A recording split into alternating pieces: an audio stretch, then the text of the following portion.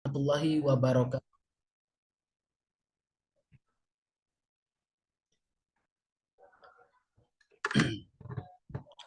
Innal hamdalillah nahmaduhu wa nasta'inuhu wa nastaghfiruh wa na'udzu billahi min syururi anfusina wa min sayyiati a'malina may yahdihillahu fala mudhillalah wa may yudlil fala hadiyalah wa asyhadu an la ilaha illallah wahdahu la syarikalah wa anna muhammadan abduhu wa rasuluh amma ba'du. Puji syukur kehadirat Allah Subhanahu wa taala karena berkat rahmat, hidayah dan karunia-Nya lah kita dapat berkumpul dan mengikuti kajian Suamiku Surgaku serial Ramadan pada hari ini.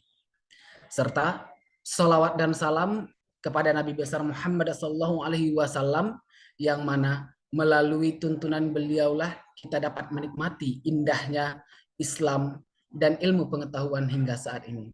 Semoga kegiatan kita ke depan berjalan dengan lancar sesuai harapan dan dapat memberikan sebanyak mungkin manfaat.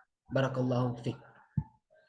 Perkenalkan, saya Ahmad Ramadan selaku moderator pada kajian pagi ini dengan tema meningkatkan keberkahan Ramadan pada pasangan suami istri bersama Ustadz Sofyan Sidik Fuad atau biasa dikenal dengan Ustadz Sofyan Baswedan Hafizahullah.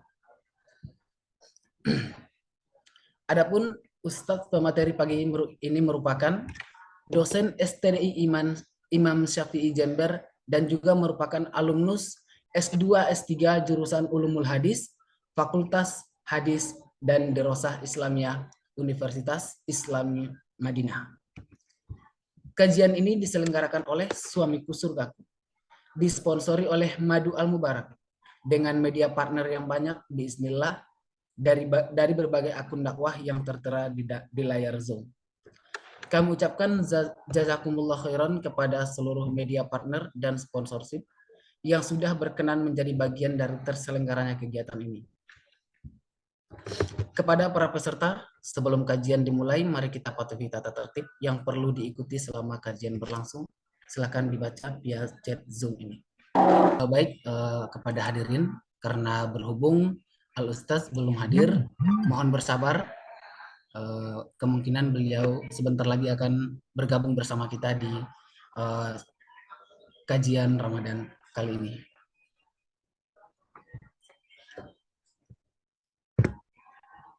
Jadi nanti setelah selesai materi yang akan disampaikan oleh Al-Ustaz nanti, kita akan memberikan kesempatan untuk bertanya kepada peserta, kepada hadirin semuanya. Nanti akan diberikan kesempatan untuk bertanya dan dijawab oleh Al-Ustaznya nanti. Untuk materi yang disampaikan oleh pemateri kita nanti silahkan disimak baik-baik sehingga nanti muncul pertanyaan. Silahkan nanti di-share ke chat Zoom untuk saya bacakan nanti.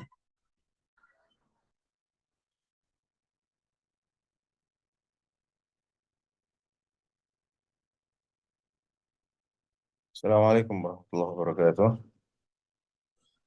Waalaikumsalam Ustadz. Ya, alhamdulillah. Sepertinya Ustadz sudah berada di Zoom ini. Ahlan wa sahlan Ustadz. Saya Ahmad Ramadan yang akan menjadi moderator memandu kajian pagi ini. Jazakumullah khairan sudah berkenan menjadi pemateri di tengah-tengah kesibukan pada kajian serial Ramadan hari ini ya Ustadz.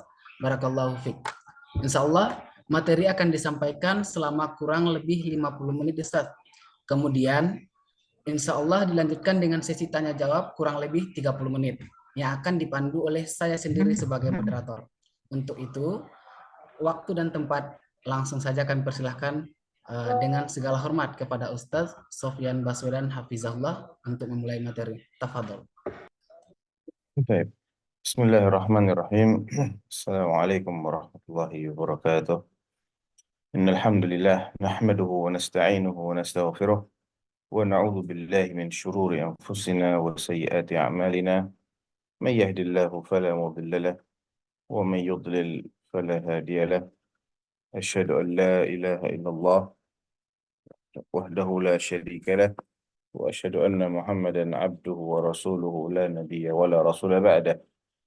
اللهم صل وسلم وبارك وأنعم على سيدنا وقدوتنا رسول الله محمد صلى الله عليه وسلم وعلى آله وصحبه ومن سار على نهجه إلى يوم الدين. أما بعد، أيها الإخوة والأخوات، Alhamdulillah Allah Subhanahu wa Ta'ala masih memberi kita berbagai nikmat, taufik, kemudahan, dan juga kesempatan sampai hari ini untuk menunaikan salah satu rukun Islam, yaitu puasa Ramadan di bulan yang penuh berkah, yang Allah sebutkan bahwasanya bulan ini adalah bulan di mana pintu-pintu jannah dibuka dan pintu-pintu neraka ditutup, serta setan-setan dibelenggu. Maka sudah menjadi kewajiban kita untuk meningkatkan syukur kita kepada Allah Subhanahu wa Ta'ala atas berbagai nikmat yang tidak terhitung banyaknya tadi. Kemudian, ayyuhal ikhwah, barakallahu fiikum, terkait dengan bagaimana kita bisa mengoptimalkan bulan Ramadan ini dengan ketaatan-ketaatan, maka sebagai mukaddimah, sebelum kita bicara ke inti masalah, kita perlu fahami terlebih dahulu hakikat daripada ibadah siam, ibadah yang merupakan rukun Islam ini, siam Ramadan. Allah Subhanahu wa Ta'ala menjelaskan tentang untuk apa Allah mensyariatkan ibadah siam ini. Faqala azza wa jal, ya ayyuhalladzina amanu kutiba alaikumus siyamu kama kutiba alal ladzina min qablikum la'allakum tattaqun. La'allakum tattaqun. Wahai orang-orang yang beriman, telah diwajibkan ke atas kalian untuk melakukan ibadah puasa, sebagaimana ini juga merupakan kewajiban bagi umat-umat sebelum kalian. Apa tujuannya? La'allakum tattaqun, agar kalian bertakwa. Jadi tujuan dibalik pensyariatan ibadah siam Ramadan secara khusus dan siam secara umum. Karena di sini yang dimaksud adalah ibadah siam yang diwajibkan. Dan yang diwajibkan itu nomor satu adalah siam Ramadan atau puasa, dan juga puasa-puasa lain yang wajib selain puasa Ramadan. Namun yang lebih menjadi sorotan di sini adalah puasa Ramadan, karena ayat-ayat berikutnya berbicara tentang bulan Ramadan. Dan tujuan dari pensyariatan ibadah puasa Ramadan ini adalah supaya kita bertakwa. Dan ketakwaan itu, ayyuhal ikhwah wal akhawat, bukan hanya dengan tidak makan, tidak minum, tidak berjima sejak terbitnya fajar hingga tenggelamnya matahari. Naam, itu adalah syarat dan pantangan yang harus kita realisasikan selama kita menjalankan ibadah puasa. Tidak makan, tidak minum, tidak jima. Namun, sekedar itu tidak akan bisa menjadikan seseorang ini menjadi orang yang bertakwa. Karena ketakwaan hakikatnya adalah melaksanakan perintah Allah atas bimbingan Allah dengan mengharapkan pahala darinya, serta menjauhi larangan Allah atas bimbingan Allah karena takut siksanya.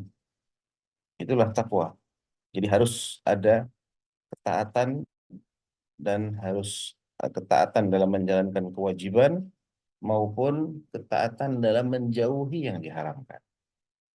Oleh karena itu, agar ibadah puasa kita ini bermakna, ya, ibadah kita ini di bulan Ramadan ini benar-benar memiliki makna, memiliki bobot, memiliki efek yang diharapkan, maka kita harus fahami hakikat dari puasa ini. Oleh karena itu dalam sejumlah hadis Nabi Shallallahu Alaihi Wasallam menjelaskan, di antaranya adalah hadis qudsi, hadisnya Abu Hurairah yang sangat terkenal. Kullu amal ibni Adam lahu. Allah Subhanahu wa taala mengatakan semua amalan manusia itu pada dasarnya untuk dirinya. Sebagian ahli hadis memaknai apa maksudnya semua amalan manusia itu pada dasarnya untuk dirinya. Menurut sebagian ulama artinya dia sebetulnya punya kepentingan dalam amalan itu. Ada kemaslahatan pribadinya dia yang dia akan wujudkan melalui amalan dia. Illa siyama fa innahu li. Kecuali ibadah atau amalan yang namanya siyam, puasa. Maka sejatinya puasa itu untukku. Tentunya tidak berarti bahwa sholat kita ini kita tujukan untuk selain Allah. Tidak. Ya, semua ibadah kita harus kita tujukan bagi Allah. Namun, ada keistimewaan pada ibadah siam dibandingkan dengan ibadah-ibadah yang lain. Di antaranya adalah sebagaimana yang disinggung dalam hadis ini, illa siyama fa innahu li. Sebagian ulama lagi mengatakan karena pada puasa itu tidak ada kepentingan pribadi seseorang sebetulnya. Karena dia justru diharuskan untuk menghentikan apa yang menjadi kebiasaan dan kebutuhan biologis dia. Makan, minum, yang melampiaskan syahwat. Dia disuruh menahan itu semua. Sehingga penafsiran sebagian ulama tadi menjadi sangat relevan di sini. Ya. Apa maslahat yang akan dibidik oleh seseorang dengan menghentikan sesuatu yang pada dasarnya dia butuhkan?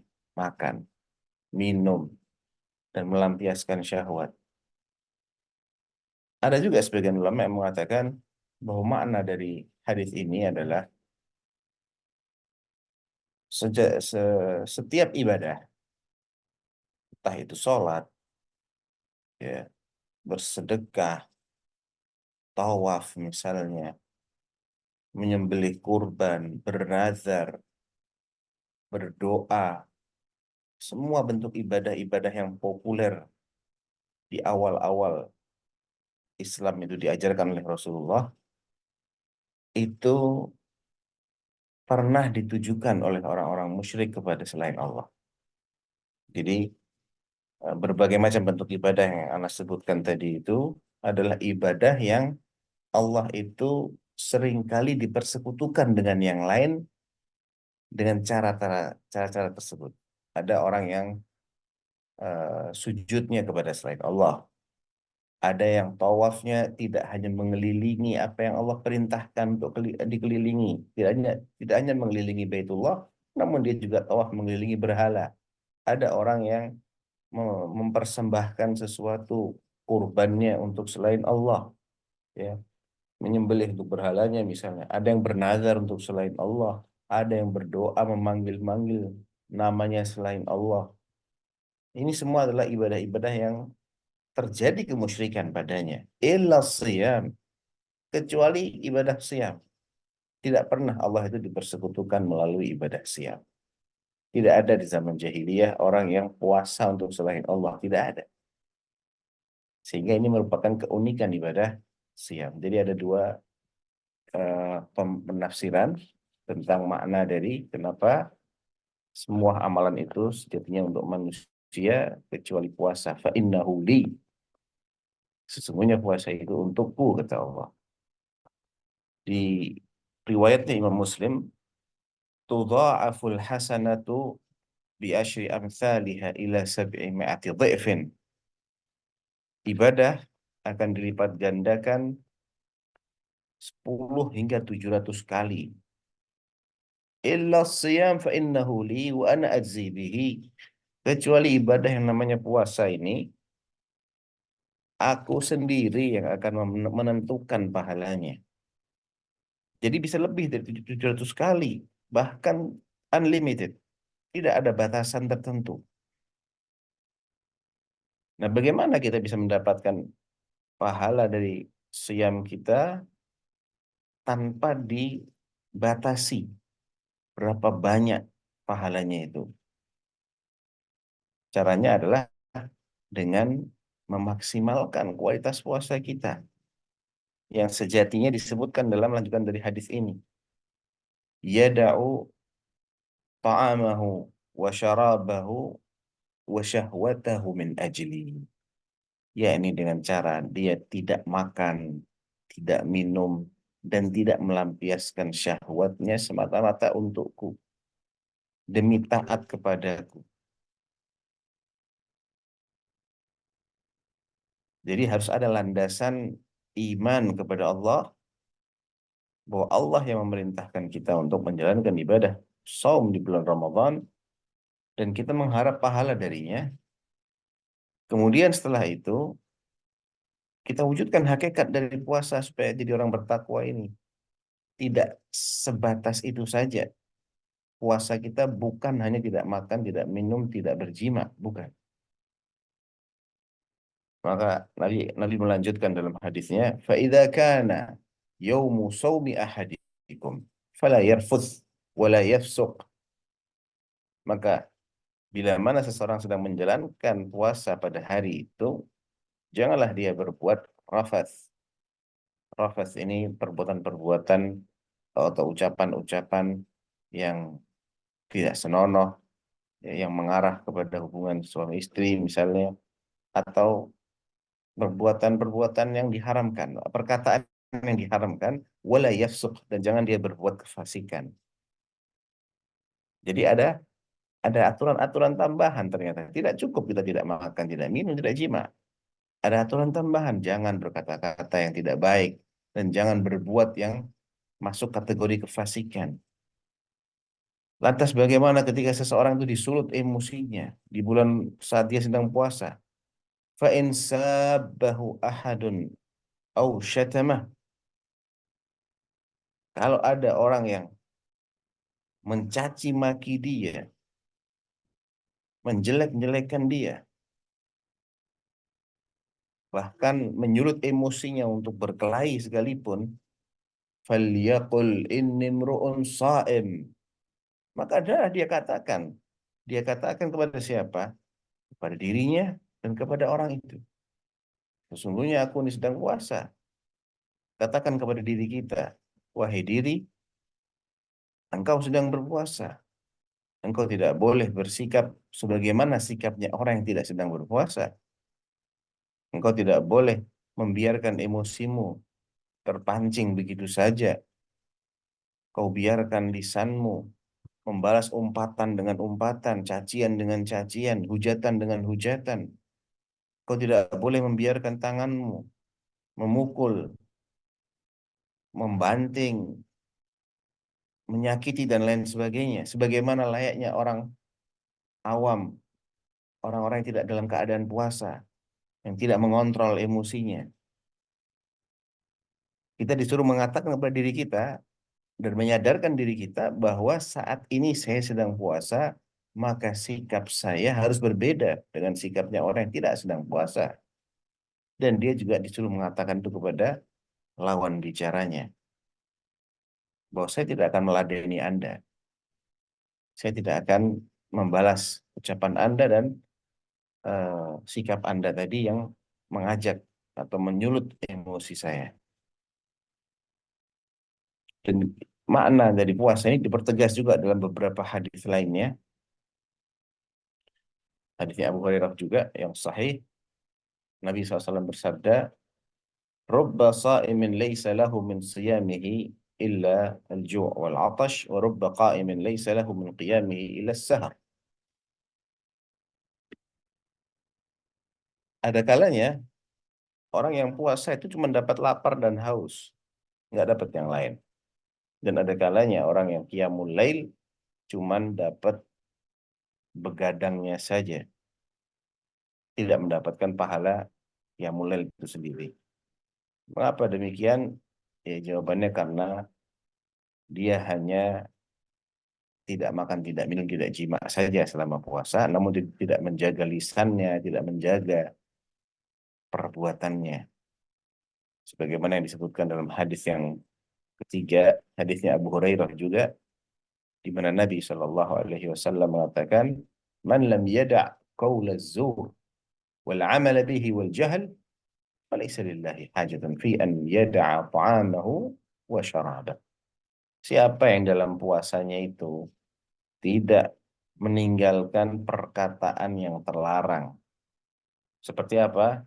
Kedustaan, tuduhan, saksian palsu, hujatan, dan lain-lain sebagainya. Man lam yada' qaul az-zur, ucapan yang terlarang, apapun bentuknya, yang jelas itu terlarang, maka dia masuk dalam kategori al-qaul az-zur. Wal 'amala bihi, dan perbuatan yang terlarang, menipu atau mengelabui, mencuri, menganiaya, dan sebagainya. Semua perbuatan yang terlarang. Wal jahal, bahkan ada sikap yang berangkat dari kejahilan, sikap konyol, sikap-sikap yang tidak pantas, yang tidak layak. Dia tidak tinggalkan itu semua ketika dia puasa. Falaisa lillahi hajat fi an yada'a ta'amahu wa syarab. Maka ketahuilah Allah tidak berhajat sama sekali dengan tidak makan dan tidak minumnya dia selama puasa itu. Nggak akan ada efeknya. Nggak akan ada, nggak akan bisa mewujudkan ketakwaan. Ini sebagai mukaddimah, ayyul akhwat, barakallahu fikunna, tentang hakikat dari ibadah puasa yang sekarang sedang kita jalankan sama-sama, dan kita berharap dari Allah Subhanahu wa taala untuk memberikan pahala yang terbaik bagi masing-masing dari kita ini, dan juga memberikan taufik kepada kita untuk bisa menjalankan puasa yang benar-benar bermakna. Memberikan kita taufik untuk menjaga lisan kita, menjaga perbuatan kita, dan juga meluruskan niat kita dalam puasa ini semata-mata mengharapkan pahala dari sisi Allah Subhanahu wa taala. Man shama ramadhana imanan wa ihtisaban, ghufira lahu ma taqaddama min dhanbi. Karena di antara buah manis dari ibadah puasa itu adalah kalau dijalankan dengan dasar keimanan dan ihtisab, mengharap pahala dari Allah, maka pahalanya adalah ghufira lahu ma taqaddama min dzambi, akan diampuni dosa-dosanya yang telah lalu. Baik, kemudian kita mulai berbicara secara lebih fokus ya, karena ini kan kajian Suamiku Surgaku, serial Ramadan ya, dengan topik yang lebih kepada parenting berarti ya, atau bukan secara parenting tapi hubungan antara suami dengan istri ya di bulan Ramadan ini, bagaimana supaya lebih diberkahi oleh Allah, bagaimana caranya kita bisa mendapatkan pahala yang maksimal dalam menjalankan tugas sebagai suami istri. Nah, ini juga sebetulnya kembali kepada hakikat dari ketakwaan itu sendiri. Karena kan Allah SWT sudah menjelaskan bahwa puasa ini disyariatkan agar kita menjadi orang yang bertakwa. Dan takwa adalah dengan menjalankan perintah Allah serta menjauhi larangan Allah Subhanahu wa taala. Artinya kita harus menyadari apa tugas dan kewajiban kita ya sebagai suami atau sebagai istri. Karena di sini ibu-ibu berarti arahnya lebih kepada tugasnya istri ya. Nanti kalau untuk bapak-bapak ya tugasnya suami. Tugas atau kewajiban seorang istri ya, telah diatur oleh Allah Subhanahu wa taala dalam kitabnya, dan juga oleh Rasulullah sallallahu alaihi wasallam dalam sunnahnya. Di antara kewajiban-kewajiban tersebut ada yang sifatnya umum, berlaku untuk kedua belah pihak, berlaku untuk suami, sebagaimana juga berlaku untuk istri. Namun ada kewajiban yang sifatnya sepihak, berlaku untuk salah satunya, tidak berlaku untuk yang lain. Secara ringkas Allah telah menyebutkan hal ini dalam firman-Nya, walahunna mithlul ladzi 'alaihinna bil ma'ruf. Lahunna, bagi istri-istri kalian tadi, hak-hak mithlul ladzi 'alaihinna. Sebagaimana mereka juga punya sejumlah kewajiban-kewajiban. Di balik setiap hak mereka ada kewajiban yang mereka wajib tunaikan. Dan standarnya apa? Bil ma'ruf. Ma'ruf saja. Tidak ada standar khusus untuk mendeskripsikan selain urf itu sendiri. Tentunya syariat kita juga menjelaskan secara garis besar, misalnya wajib bergaul dengan baik. Baik itu batasannya apa? Ya baik menurut urf, menurut penilaian pada umumnya baik. Sikap yang baik itu seperti apa? Ya, sikap yang santun itu seperti apa?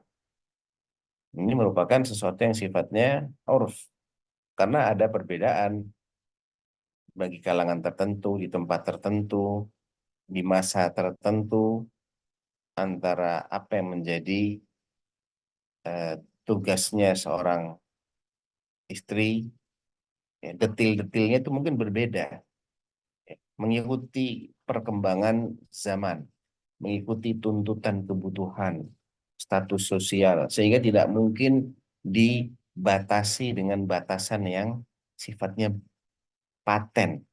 Dia harus dinamis, dia harus mengikuti. Tapi intinya semua yang merupakan kewajiban, hal-hal yang baik, yang sudah merupakan kodratnya wanita, maka dia harus tunaikan itu. Nah, di sini ada imbal balik ya, ada dua arah. Mereka punya hak dan mereka juga punya kewajiban yang setara di sini. Dan itu patokannya adalah uruf tadi, bil ma'ruf. Namun Allah juga mengatakan walir rijali alaihinna darajah. Tapi suami-suami mereka punya satu tingkatan hak yang ini khusus diberikan kepada mereka, kepada para suami, tidak diberikan kepada istrinya. Jadi ada hal-hal yang itu hanya berlaku bagi suami, tidak berlaku bagi istri, namun ada hal-hal yang berlaku bagi dua-duanya. Ini secara garis besar. Adapun yang lebih detail, apa hak seorang istri yang di situ ada kewajiban juga yang dia harus tunaikan. Ini disebutkan dalam banyak hadis ya, di antaranya Nabi SAW ketika ditanya oleh eh, sahabat yang bernama Muawiyah bin Haidah radhiyallahu anhu, "Ya Rasulullah, ma haqqu zawji ahadina alaih?"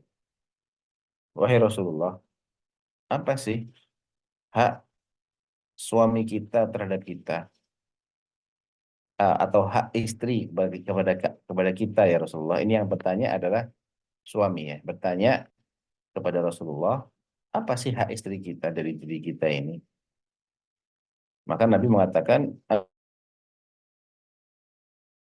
an tut'imaha idza ta'imt wa an taksuha idza iktasait wa la tadrib al-wajha wa la tuqabbih. Yakni dia mendapatkan makanan seperti yang kau makan dan dia mendapatkan pakaian yang layak. Ini haknya dia. Diberi makan, diberi pakaian, dan jangan kau pukul wajahnya. Memang memukul itu dalam batasan tertentu diperbolehkan. Ya, ada ayatnya yang jelas-jelas mengatakan sana fa'idhuhunna wahjuruhunna fil madaji'i wadribuhun. Ya, ketika istri itu melakukan nusyuz misalnya ada sikap pembangkangan dari istrinya terhadap suaminya, maka suami diperintahkan untuk memberikan nasihat terlebih dahulu, mau'izah. Tidak mempan misalnya, maka didiamkan, tidak diajak bicara. Tetap tinggal satu rumah, ya, tidur dalam satu ranjang, namun tidak tidak diajak bicara oleh suaminya sebagai bentuk pelajaran. Wahjuruhunna fil madaji' wadribuhun, bahkan diperbolehkan untuk memukul, namun tidak boleh memukul wajah. Itu batasan. Pukul bagian-bagian yang tidak vital, yang aman untuk dipukul dan tidak sampai membekas juga. Bukan pukulan untuk melukai, menimbulkan memar, dan juga bukan pukulan untuk menghinakan seperti pukulan di wajah. Itu pukulan yang terlarang.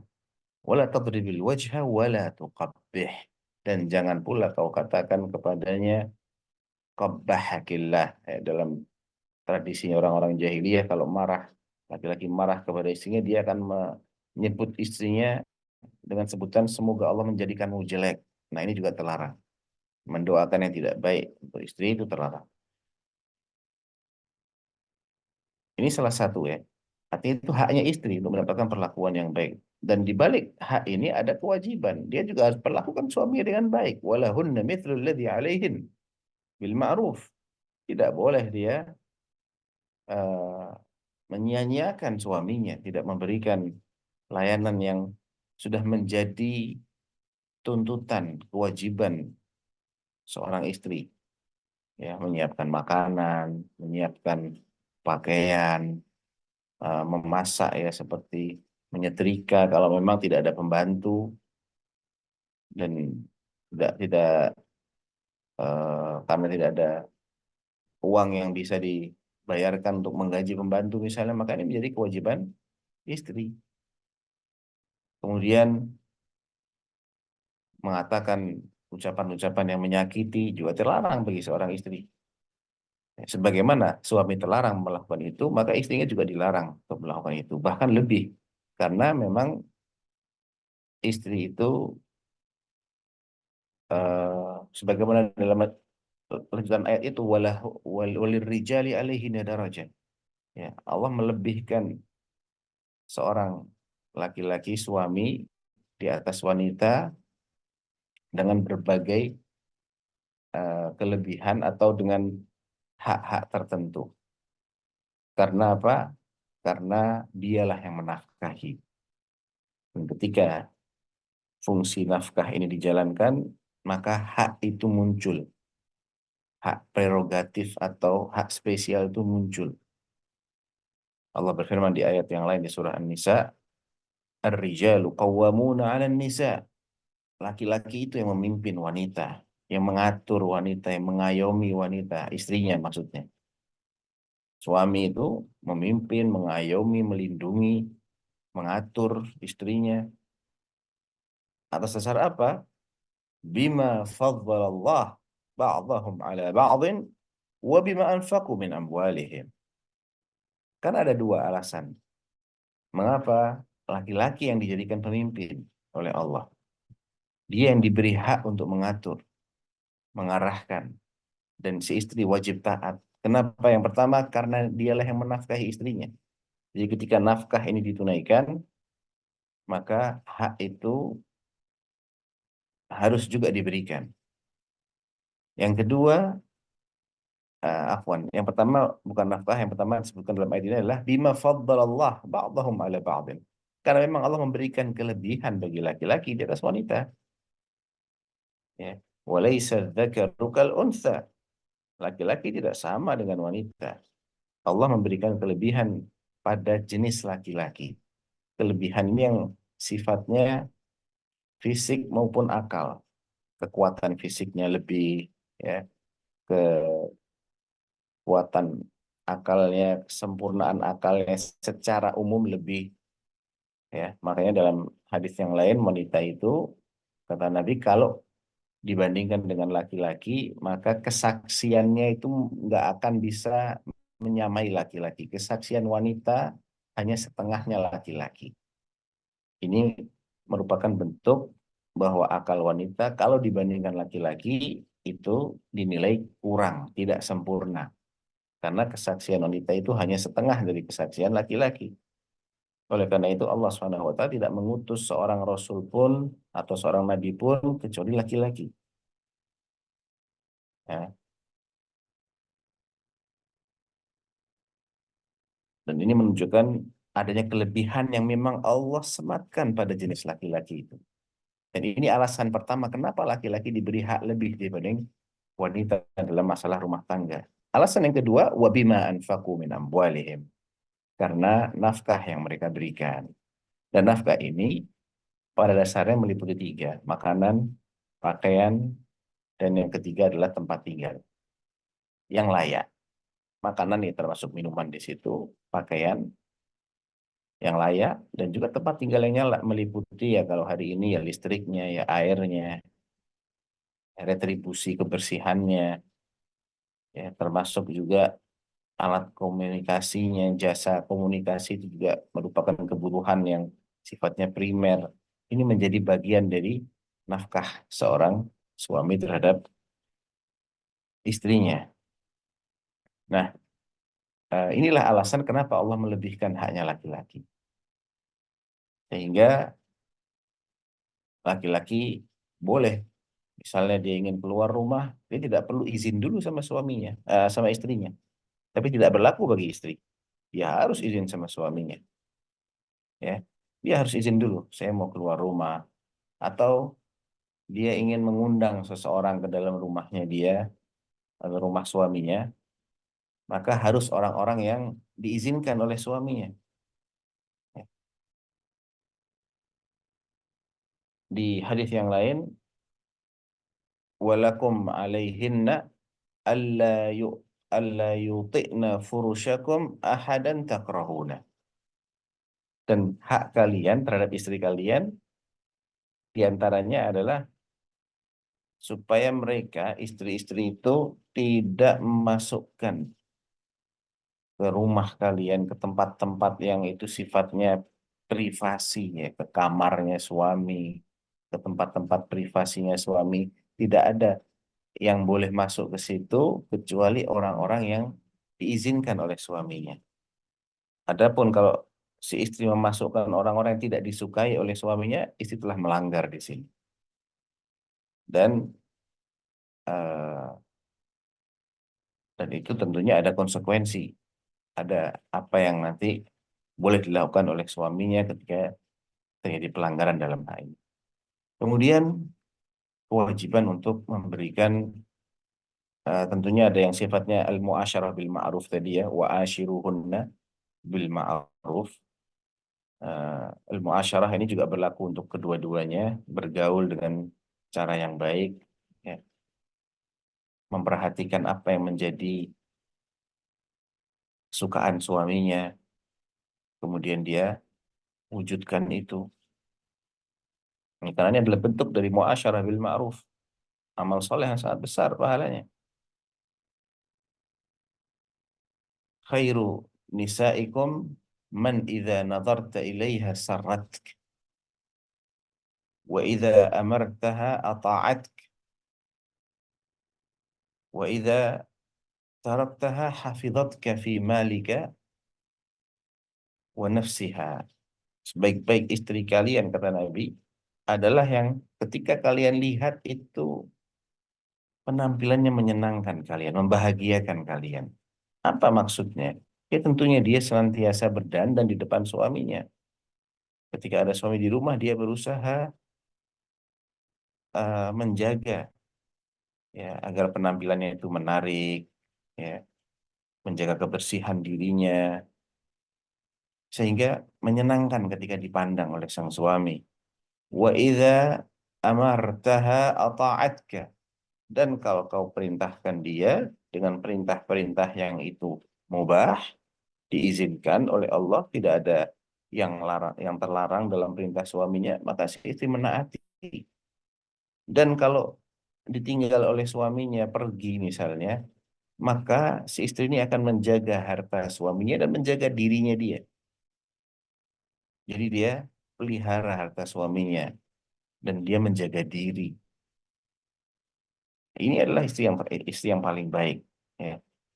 Istri yang dijanjikan oleh Allah Subhanahu wa taala bisa masuk melalui pintu jannah yang manapun. Sebagaimana dalam hadis yang lain, Nabi mengatakan sallallahu alaihi wasallam, "Idza shamatil mar'atu syahraha wa shallat khamsaha." Apabila seorang wanita itu menunaikan puasa Ramadannya dan menunaikan salat 5 waktunya, wa ata'at zaujaha atau ata'at ba'laha, dan dia juga menaati suaminya dalam semua hal yang tidak dilarang oleh syariat, ya, apalagi kalau itu diperintahkan oleh syariat. Ya, batasan ketaatan itu dalam hal apa si istri wajib taat sama suami? Ya dalam semua hal yang tidak dilarang oleh syariat. Apalagi kalau suami memerintahkan untuk yang diperintahkan oleh syariat, maka lebih wajib lagi. Dan ini adalah salah satu dari 3 yang disebutkan dalam hadis ini untuk masuk jannah. Pertama, dia harus menjaga sholat 5 waktunya, dan dia harus menunaikan puasa Ramadannya, wa ata'at zaujaha atau wa ata'at ba'laha, dan menaati suaminya. Qila laha udkhulil jannah min ayyi abwabil jannati syi'ti. Dia akan dipanggil nanti di akhirat, kamu silahkan masuk jannah dari pintu jannah yang manapun yang kau inginkan. Jadi memang eh, untuk mendapatkan keberkahan di bulan Ramadan ini, maka istri mesti pandai-pandai dalam membahagiakan suaminya selagi itu tidak dilarang oleh Allah Subhanahu wa taala. Selagi cara-cara itu adalah cara-cara yang diizinkan oleh syariat, ya, dengan sering tersenyum, ya, dengan berpenampilan yang menarik, dengan menaati nasihat suaminya, perintah suaminya atau permintaan suaminya, kemudian juga dengan menjaga harta suaminya, menjaga dirinya dia, menjaga anak-anaknya. Ya, inilah yang menjadi kunci keberkahan dari hubungan suami istri. Apalagi di bulan Ramadan, di bulan yang amal ibadah kita dilipat gandakan oleh Allah Subhanahu wa taala. Dan tentunya tidak hanya di bulan Ramadan, ya. Ini adalah sesuatu yang berlaku selama ikatan pernikahan itu berlaku, maka aturan ini pun akan tetap berlaku. Baik itu di bulan Ramadan atau di luar bulan Ramadan. Hanya saja di bulan Ramadan itu lebih ditekankan. Karena bulan Ramadan adalah musimnya orang berbuat taat. Ya, di mana Allah memberikan kemudahan bagi yang mau berbuat taat dengan dibelenggunya setan-setan, ya, dibukanya pintu-pintu jannah, dan ditutupnya pintu-pintu neraka. Berarti kan ini lebih berpotensi, suasananya lebih kondusif, orang untuk berbuat taat lebih mudah. Sehingga ini harus kita manfaatkan, ya, harus kita optimalkan. Karena nanti selepas bulan Ramadan tidak akan semudah bulan ini.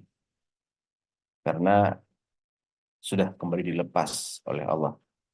Ya, setan sudah dilepas lagi oleh Allah, sehingga dia mulai lagi menghalang-halangi atau menggoda, dan pintu-pintu neraka yang tadinya itu tertutup terbuka lagi.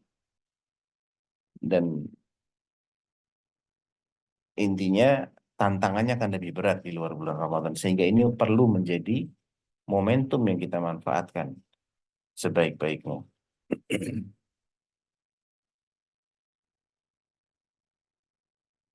Kemudian salah satu yang menjadi kunci keberkahan, ya, ini adalah memahami apa sih eh, yang dirasakan oleh suami saya terhadap diri saya ini. Apakah dia itu sedang ridho ataukah sebaliknya? Ya, perlu seorang istri memahami karakter dan cara suaminya itu memberikan respon. Ya, karena ada perbedaan antara satu orang dengan orang lain. Ada orang yang tidak menutup-nutupi, dia akan terus terang dia nyatakan. Ada orang yang menutupi, tapi itu terlihat dari gesturnya, misalnya dari raut mukanya dan semisalnya. Nah, ini dicontohkan oleh Nabi SAW bagaimana beliau itu demikian memahami suasana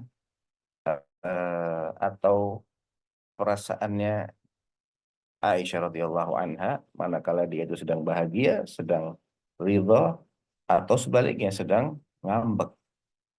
Nabi pernah mengatakan kepada Aisyah, "Inni la a'lamu ghadabaki min ridhaki." Saya itu tahu loh bagaimana kamu itu ketika ridha, ketika murka atau ngambek ya maksudnya, sedang marah, dan bagaimana kamu kalau sedang senang. Pertanyaan Aisyah, bagaimana ya Rasulullah? Qala in kunti alayya ghadbah qulti wa rabbi Ibrahim wa in kunti alayya radiyah qulti wa rabbi Muhammad. Ya, kalau kamu sedang ngambek, sedang marah sama saya, marah sebagai eh, marah marahnya seorang istri kepada suaminya ya, bukan marahnya Aisyah kepada Rasulullah, bukan. Jadi marahnya Aisyah kepada suaminya di sini. Karena nggak boleh, siapapun tidak boleh marah kepada Rasulullah, nggak boleh. Tapi kalau istri ini marah kepada suami sebagai manusia, dan konteksnya di sini Aisyah ngambek kepada suaminya di sini ya. Bukan ngambek tidak setuju dengan apa yang diperintahkan dia sebagai Rasulullah, ini nggak boleh. Ini wajib siapapun untuk menerima semua perintah Rasulullah.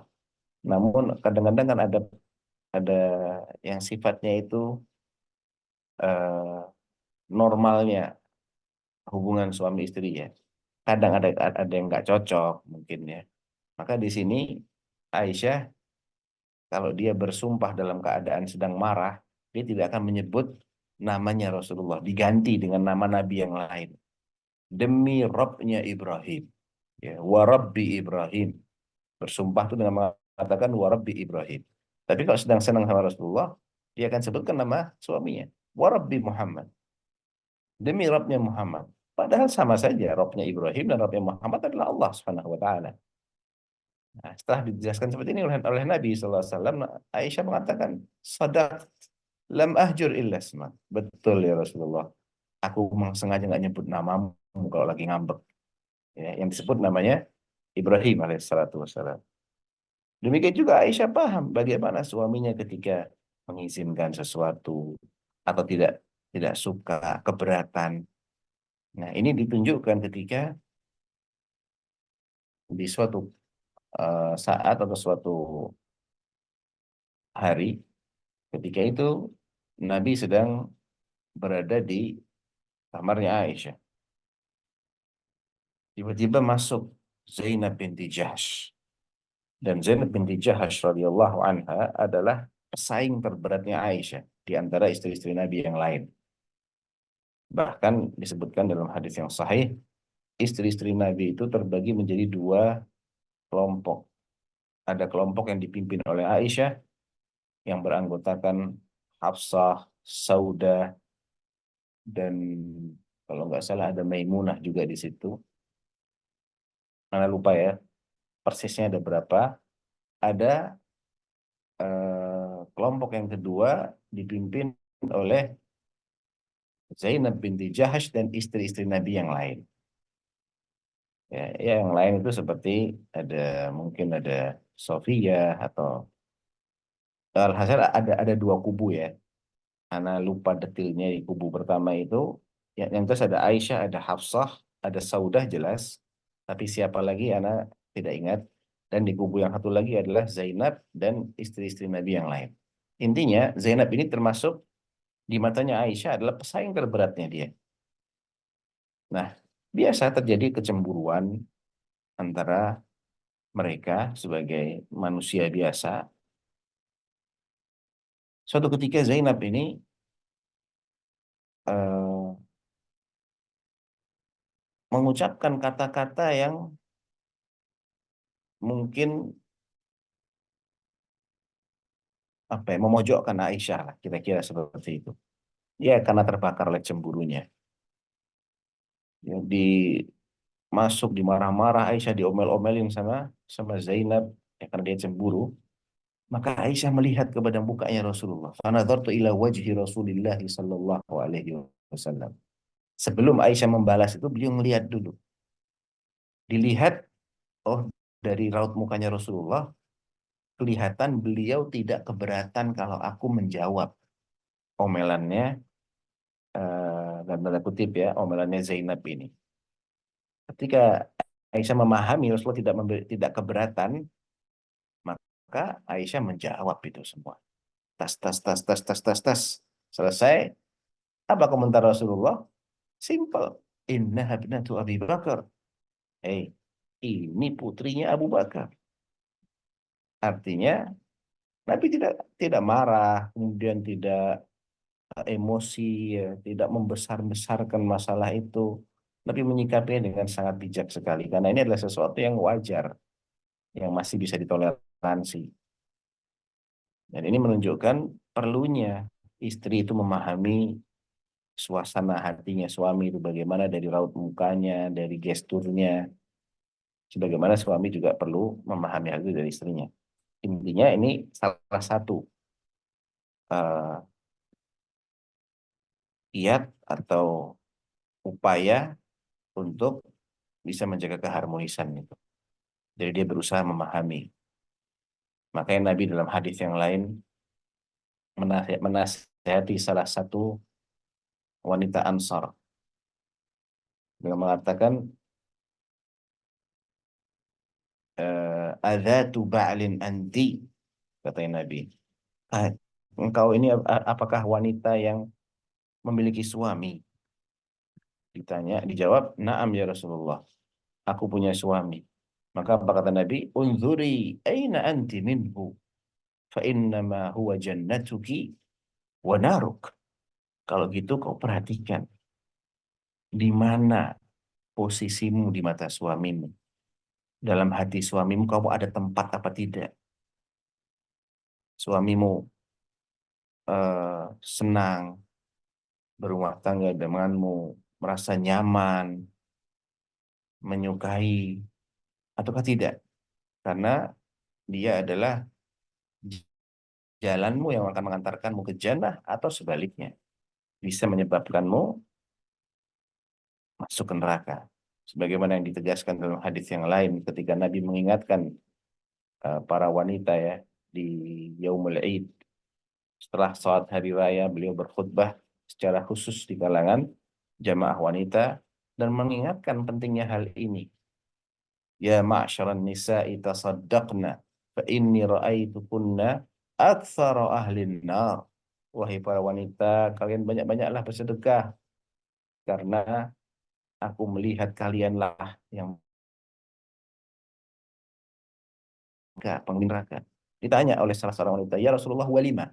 Kenapa ya Rasulullah kok kami jadi mayoritas penduduk neraka?" Qala li'anna kunna tukthirna al-la'na wa takfurna al-ashir. Ya karena kalian nih kurang bersyukur kepada suami, ya, melupakan kebaikannya suami, yang diingat-ingat, yang lebih sering disebut-sebut mungkin kejelekannya, dikit-dikit ngeluh, ya, tukthirna al-la'n, banyak protes, banyak mengeluh, dan kurang bersyukur, kurang berterima kasih. Jadi ternyata sikap seorang istri kepada suaminya itu menjadi kunci dia ini akan selamat atau tidak. Ya, ketika dia pandai bersyukur atas kebaikannya suami, maka itu akan menjadi kunci dia selamat di akhirat. Ketika dia juga pandai bersabar, tidak banyak mengeluh, tuksirna al-la'na, wa fi riwayat tuksirna syakwa, banyak mengeluh, banyak ngumpat-ngumpat ketika mengalami kondisi yang kurang kurang sesuai harapan, dia banyak eh, mengungkapkan kejengkelannya, maka ini akan bisa menghalangi dia untuk selamat dari neraka.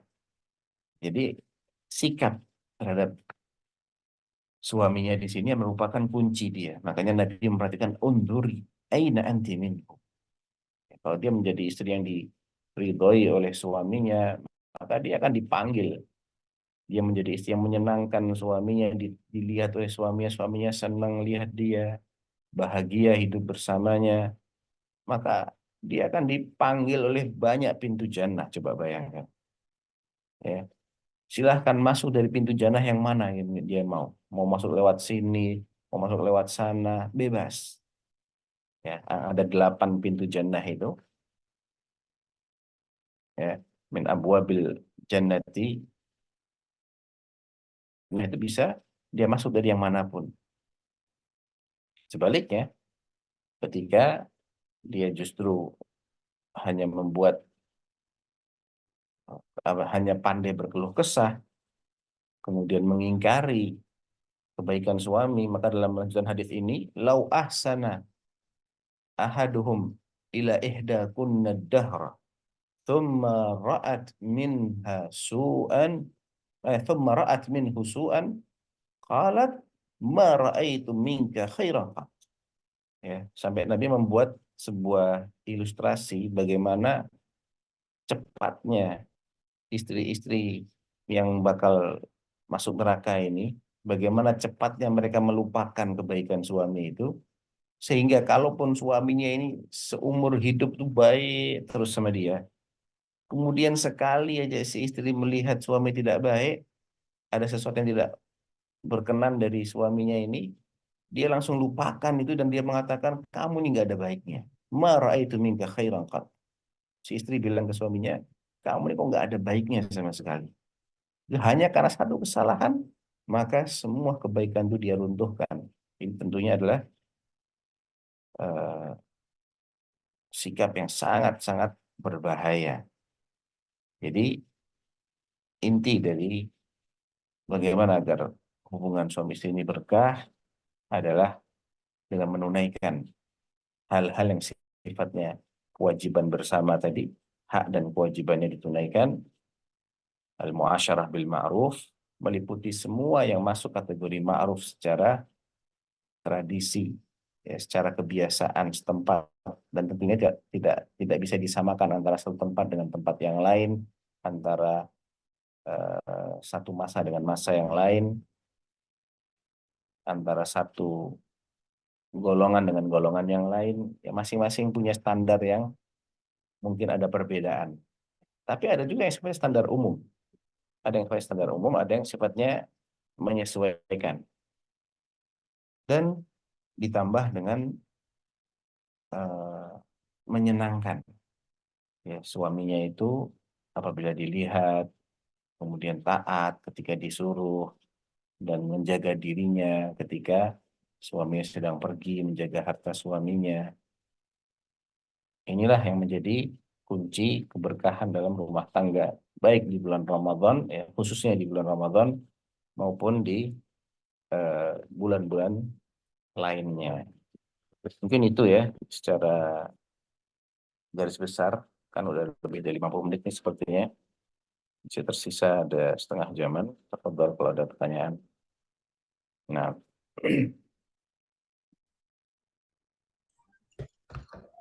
Masya Allah, Ustadz. Jazakumullah khairan. Barakallahu fiik, Ustadz. Itulah dia materi yang sangat luar biasa yang disampaikan oleh Ustadz, di mana penyampaian materi tersebut terdapat begitu banyak nasihat bagi pasangan suami istri dalam meningkatkan keberkahan di bulan yang suci ini. Baik, dengan luasnya materi yang disampaikan pemateri luar biasa kita pada pagi ini tentang meningkatkan keberkahan Ramadan pada pasangan suami istri, maka kami berikan kesempatan kepada hadirin untuk bertanya. Silakan raise hand atau bisa juga dipertanyakan via chat Zoom.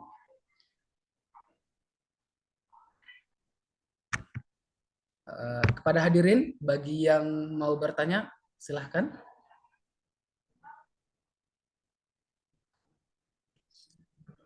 Baik, ini Ustaz, ada pertanyaan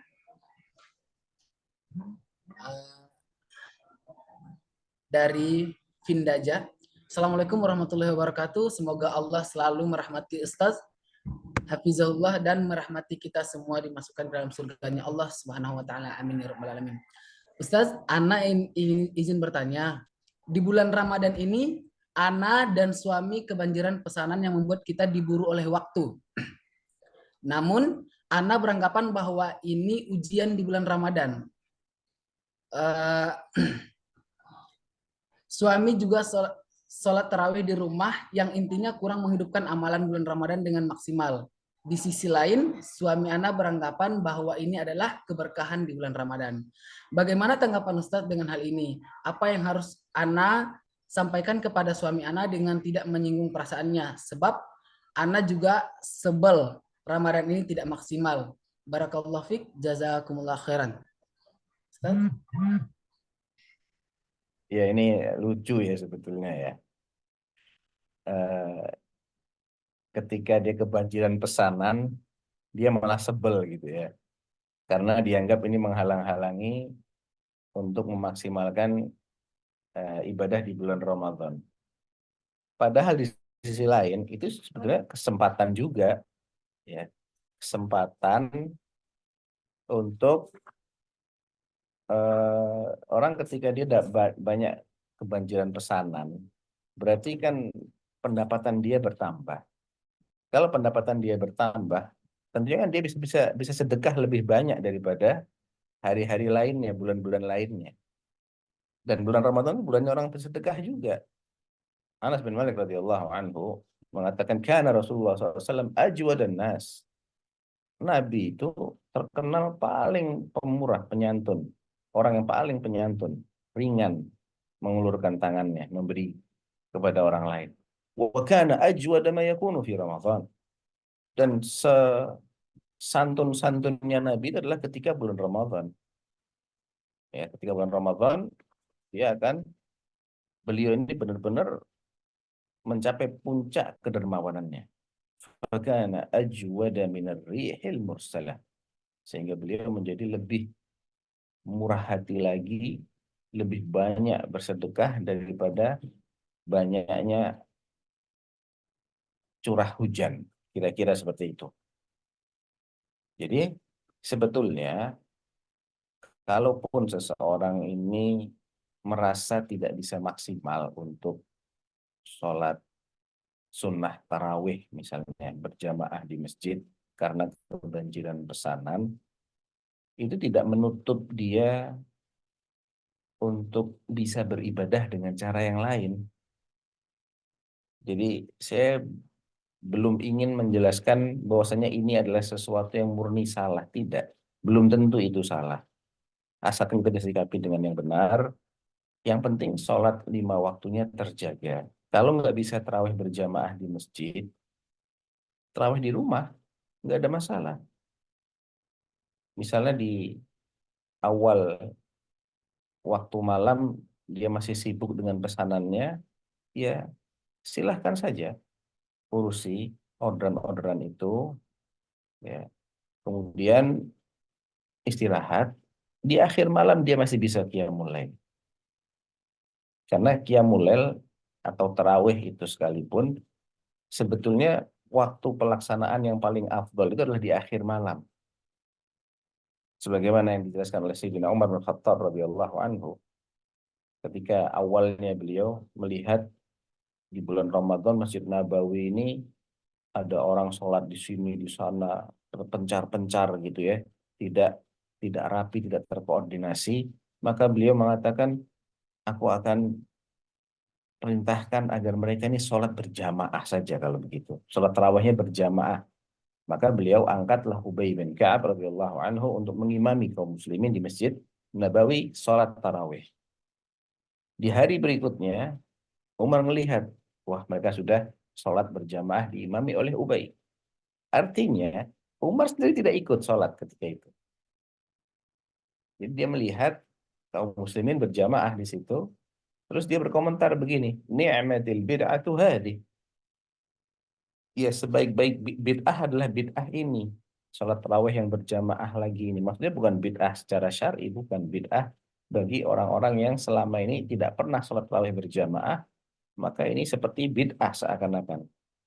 Adapun secara syar'i, Rasulullah SAW pernah mencontohkan itu sebanyak 3 kali, kemudian beliau stop. Nah, setelah beliau meninggal, maka berarti tidak ada kekhawatiran kalau sholat tarawih itu akan jadi sholat wajib. Sehingga Umar menghidupkan kembali tarawih berjamaah. Namun beliau ketika itu tidak ikut. Dan beliau mengatakan, وَالَّذِي يَنَامُونَ عَنْهَا خَيْرٌ مِنَ الَّذِي يَقُومُونَ فِيهِ. Tapi, waktu malam saat mereka tidur nanti, di akhir malam, ya tengah malam ke atas itu, yang biasanya mereka tidur, sebetulnya lebih baik buat sholat daripada yang sekarang mereka pakai sholat ini. Sama-sama tarawih, tarawih di akhir malam lebih afdal dari segi waktu pelaksanaannya daripada tarawih yang persis dilakukan setelah kita sholat Isya.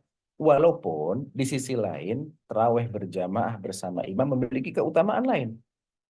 Ya, yaitu Allah akan mencatatnya sebagai sholat semalam suntuk. Man shalla ma'al imami hatta yansarif kutibat lahu qiyamul lailah. Siapa yang sholat bersama imamnya, imam tarawihnya sampai imamnya ini meninggalkan tempat sholat itu selesai, maka akan dicatat dia seperti sholat semalaman suntuk. Nah, kalau dia nggak bisa tarawih bersama imam gara-gara ngurusin orderan bagaimana?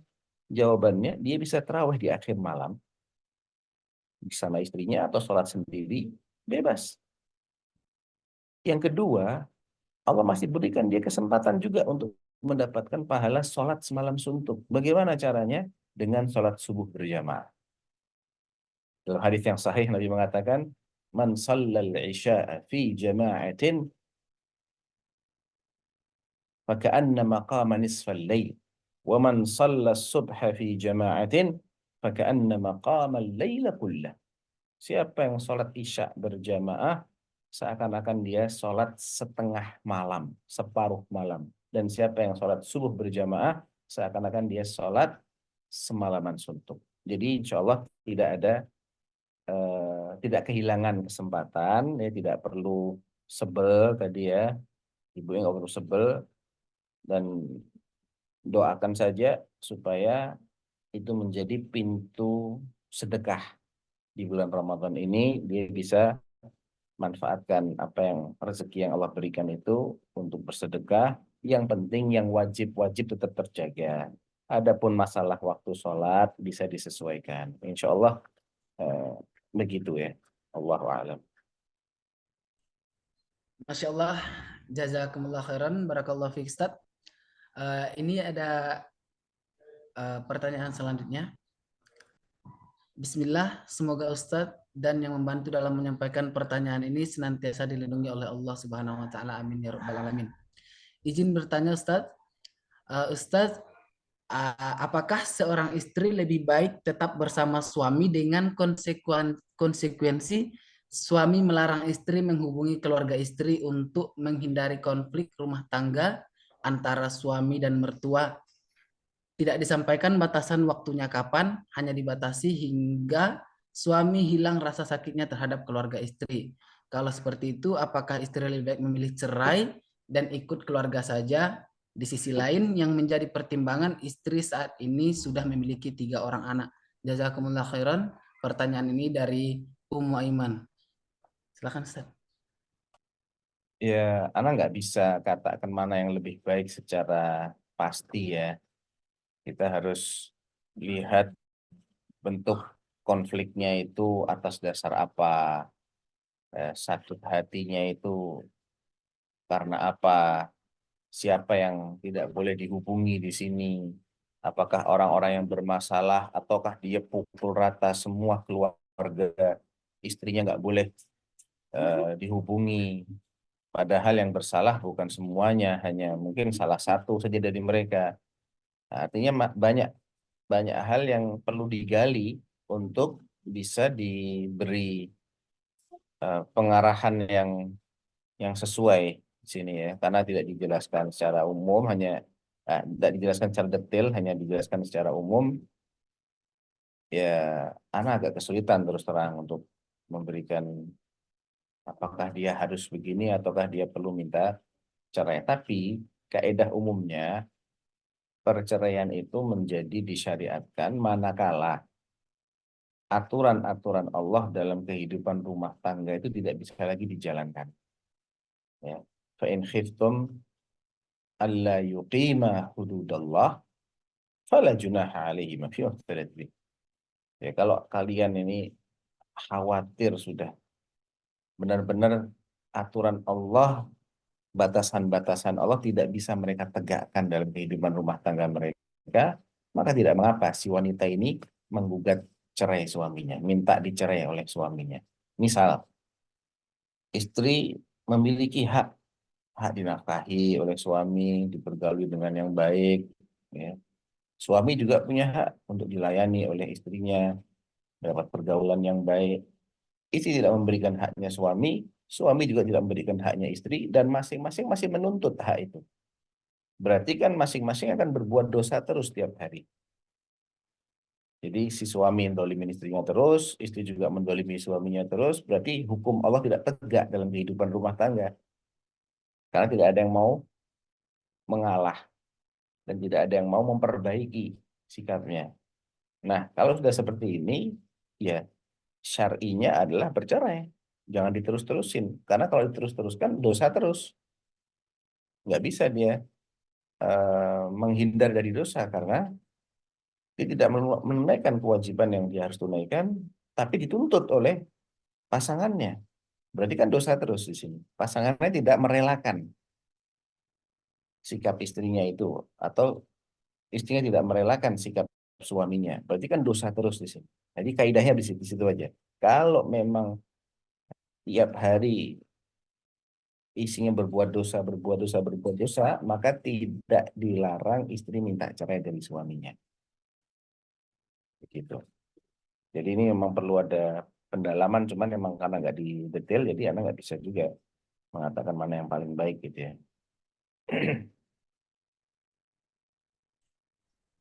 Baik, Masya Allah, jazakumullah khairan, barakallahu fiik Ustaz.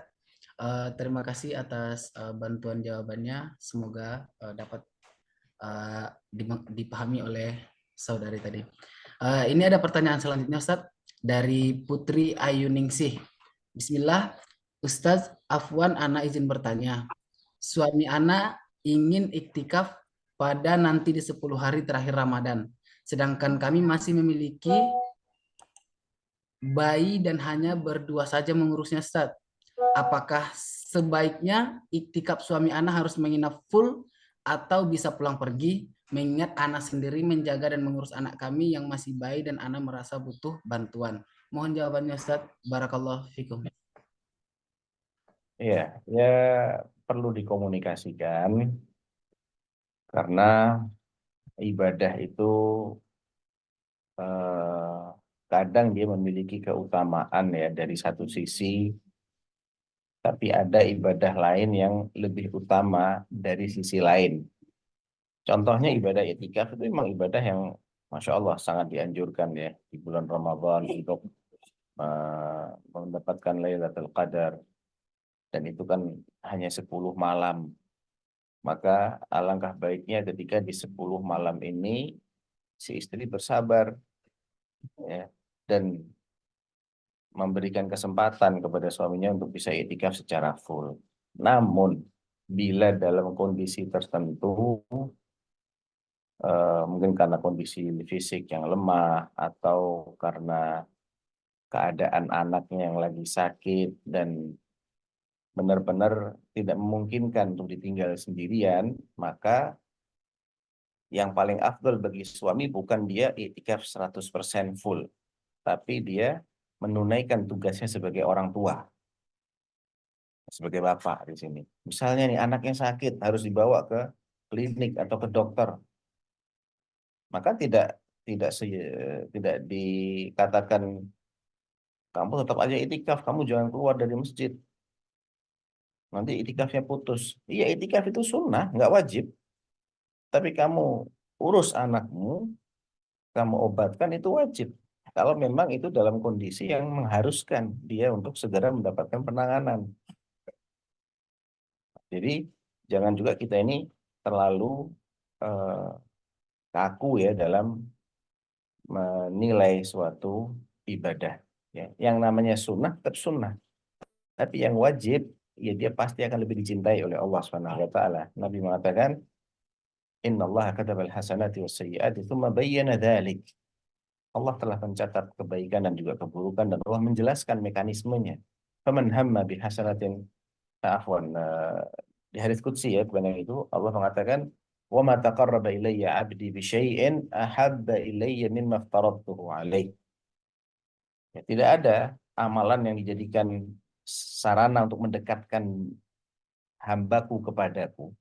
Ya, tidak ada amalan yang menjadi sarana untuk taqarrub kepada Allah yang paling dicintai Allah melebihi amalan-amalan yang Allah wajibkan.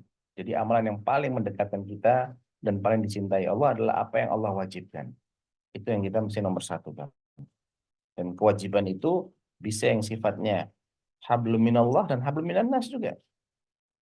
Ya, kewajiban yang sifatnya kaitannya antara kita dengan Allah seperti sholat fardu, saum Ramadan, zakat. Yang hablum minannas, ya kewajiban seorang bapak kepada anaknya, seorang ibu kepada anaknya, seorang istri kepada suaminya, suami kepada istrinya. Ini yang sifatnya adalah terkait muamalah, ya, bergaul dengan manusia lain. Seorang pegawai yang dia sudah terikat kontrak kerja misalnya, satpam, terikat kontrak kerja dengan perusahaan tempat dia bekerja, dia harus jaga malam. Nggak boleh dia beralasan, nggak, saya mau iktikaf. Ya, kalau mau iktikaf, ajukan dulu izin mau iktikaf, dikasih izin apa tidak. Kalau nggak diizinkan, maka menjalankan tugasmu ini adalah wajib, karena kamu terikat kontrak kerja di sini. Tidak menjadi kemudian iktikaf itu mutlak lebih afdal bagi siapapun, tidak. Dokter jaga. Coba kalau dokter jaga berpikir, enggak, saya mau iktikaf aja. Tapi kalau ada pasien gawat darurat, siapa yang akan nangani? Anda terikat dengan kontrak di sini. Ada kewajiban yang menjadikan Anda harus ada standby di situ. Di waktu malam, mungkin sampai subuh. Maka menunaikan itu adalah menunaikan kewajiban. Sedangkan iktikaf hukumnya sunnah, tidak wajib. Jadi harus difahami dari dua sisi ya. Nah, Baik Ustaz, Masya Allah, Jazakumullah khairan, Barakallah fi Ustaz. Eh, Semoga dengan terjawabnya pertanyaan tersebut, saudari dapat memahaminya.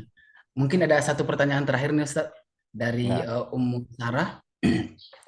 Izin bertanya kepada Ustaz, apabila sedang melaksanakan umroh, seorang akhwat lebih baik sholat di kamar hotel atau di Masjidil Haram atau Masjid Nabawi Ustaz, untuk mendapatkan keutamaan pahala sholat di dua masjid tersebut. ya, Silakan Ustaz. jawabannya lebih baik sholat di kamar hotel. Nah, walaupun dia dalam keadaan umroh atau ziarah ke Masjid Nabawi ke Madinah, tetap yang lebih baik dia sholat di tempat yang tertutup di kamar hotelnya dia. Atau kalau dia termasuk yang berdomisili di sana, mungkin di sana, maka sholat di rumahnya. Kenapa begitu? Karena Nabi SAW pernah berkata kepada Ummu Humaid. Ummu Humaid pertama bilang begini, "Ya Rasulullah, inni uhibbus salata khalfak. Inni uhibbus salata ma'akum." Aku senang sholat berjamaah bersamamu ya Rasulullah. Artinya, kalau dia senang sholat berjamaah bersama Rasulullah, sholatnya di mana? Di masjid kan? Apa kata Nabi? Qad alimtu annaki tuhibbina salata ma'i. Walakin salatuki fi baitiki khairun min salatiki fi hujratik.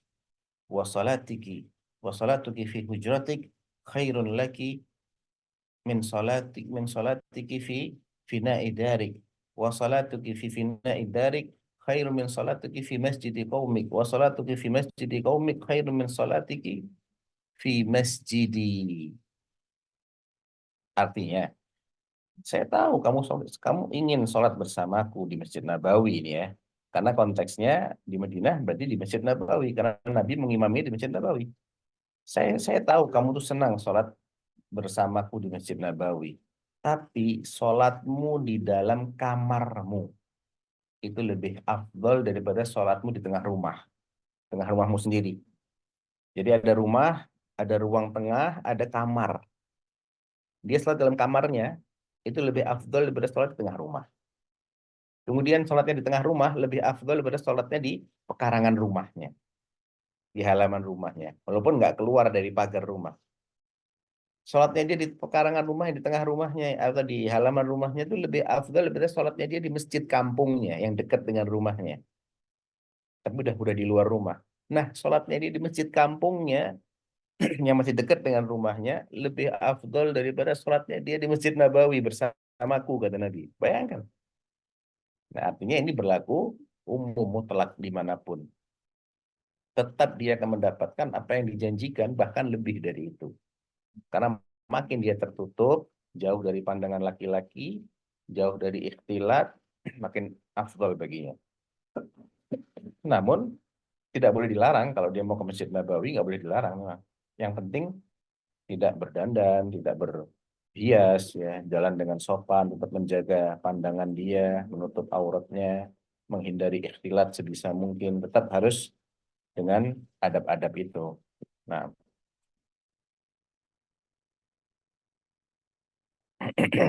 Baik, Masya Allah, Ustadz, jazakumullah khairan, barakallah fi Ustadz. Eh, Semoga dengan terjawabnya pertanyaan tadi dapat membantu kita semua. Amin ya rabbal alamin.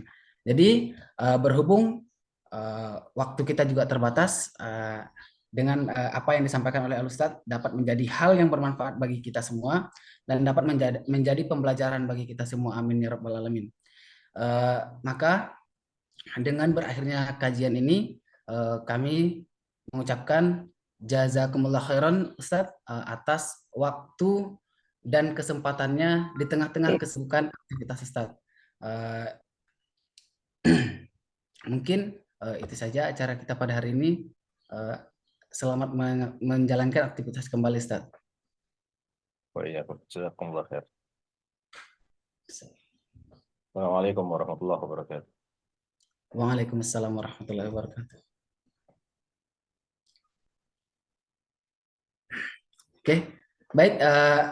Saya selaku moderator dan mewakili panitia memohon maaf jika ada kesalahan teknisi dalam pelaksanaan acara kita pada pagi hari ini. Jadi saya sebagai moderator pamit mohon undur diri. Wabillahi taufiq wal hidayah. Wassalamualaikum warahmatullahi wabarakatuh.